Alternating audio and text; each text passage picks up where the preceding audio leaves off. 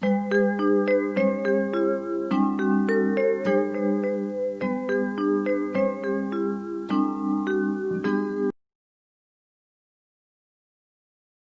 anak soleh-solehah, apa kabar hari ini? Semoga kalian selalu sehat dan semangat terus ya sayang.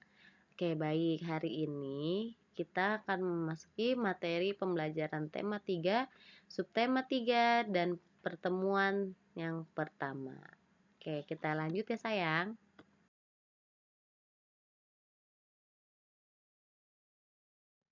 Materi yang pertama mengenai kata depan sejak dan sampai. Kata depan sejak digunakan untuk menyatakan waktu permulaan atau waktu mulainya sesuatu. Contohnya, peternak di desa makmur membuat kompos dari kotoran ternak sejak 5 tahun yang lalu. Kata sejak dalam kalimat di atas memiliki makna waktu permulaan atau waktu mulainya peternak membuat kompos dari kotoran ternak. Oke, kita lanjut ke materi selanjutnya ya sayang.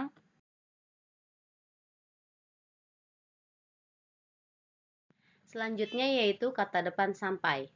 Kata depan sampai digunakan untuk menandai makna batas akhir. Makna batas akhir bisa berkaitan dengan proses, tempat, atau waktu.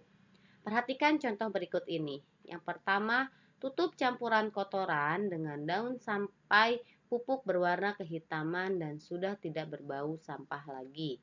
Kata sampai pada kalimat tersebut menandakan makna batas akhir yang berhubungan dengan proses, yaitu proses campuran kotoran dengan daun. Yang kedua, saya masih sanggup berlari sampai garis finish. Pada kalimat kedua menandakan makna batas akhir yang berhubungan dengan tempat. Tempat di sini menunjukkan pada garis finish. Yang ketiga, saya belajar mulai pukul 19.00 sampai pukul 22.00. Pada kalimat ketiga menandakan batas akhir yang berhubungan dengan waktu. Karena di dalam kalimatnya terdapat keterangan waktu. Baiklah anak-anak, di sini Bu Guru akan menjelaskan perbedaannya.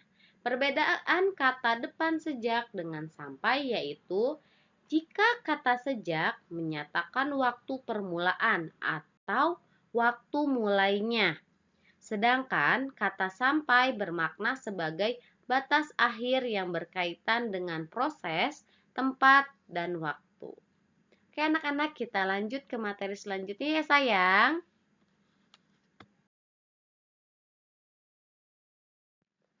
Materi kedua yaitu mengenai lingkungan. Yang pertama, lingkungan yang sehat.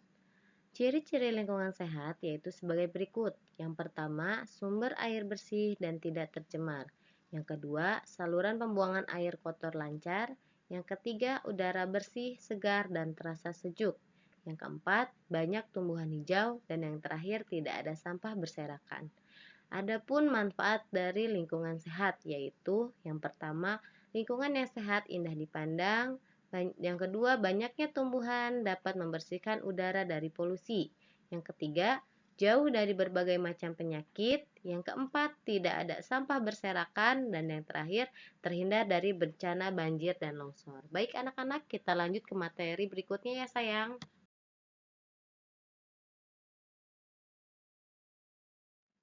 Selanjutnya yaitu lingkungan yang tidak sehat. Ciri-ciri lingkungan tidak sehat yaitu yang pertama, sumber air tidak bersih dan tercemar. Yang kedua, saluran pembuangan air kotor. Yang ketiga, udara kotor karena banyak asap dan debu.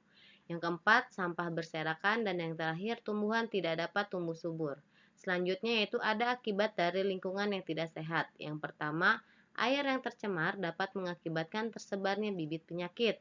Yang kedua, udara yang tercemar dapat mengakibatkan penyakit pernapasan yang terganggu oleh asap atau debu. Yang terakhir, tanah yang tercemar menyebabkan tanaman tidak dapat tumbuh dengan subur.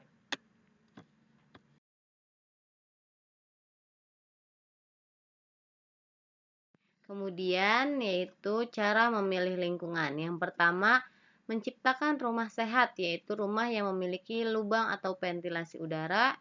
Yang kedua, menanam pohon pelindung di tepi jalan raya atau penghijauan agar udara lebih sejuk. Yang ketiga, membuang sampah pada tempatnya. Dan kemudian ada cara menjaga keseimbangan lingkungan. Yang pertama, menjaga kelestarian hutan, mengolah limbah sebelum dibuang, dan yang terakhir, mendaur ulang sampah. Baik anak-anak, itulah mengenai cara memilih lingkungan.